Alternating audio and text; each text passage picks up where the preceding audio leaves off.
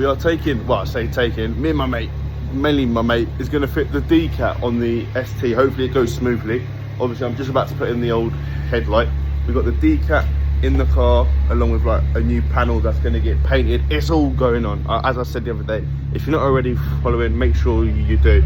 I need to get fuel. I'll see you there. Yes, you heard that right. Decat day, arguably the biggest day for all car people, making our car worse than ever. Now obviously the decat is from Cobra as well as the full catback. If you want anything from Cobra, there's a code on screen. Get yourself 10% off. But the decat, it was an interesting day. I'm going to use the word we quite a lot, but I'm not going to sit and pretend like I did anything. It was all Ethan. He'll be in the description. Go drop him a follow. I'll also drop Connor in there. You'll see what he did later on. It didn't go too well. But you can see here we're getting off pipes and all sorts. The whole like intake's got to come off so you can reach the heat shield. The heat shield was actually a proper pain to take out. You can see here I'm putting in an absolute shift. I'm definitely not the one filming. Heat shields did eventually come off after a bit of persuasion, as you might be able to see here. They didn't exactly come off straight. The biggest problem with these decats is the turbo bolts on these always snap. Insurance.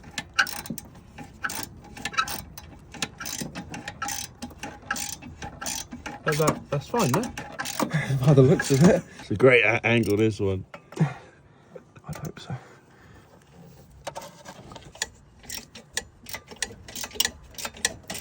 Okay, fine.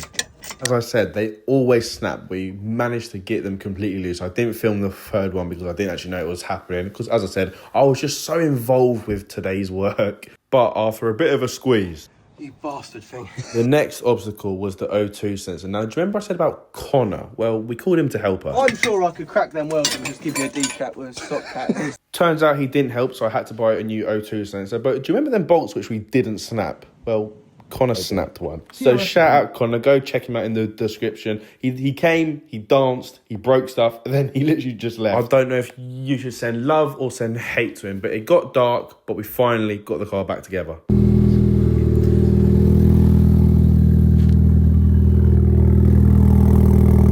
That just smells of pure fuel.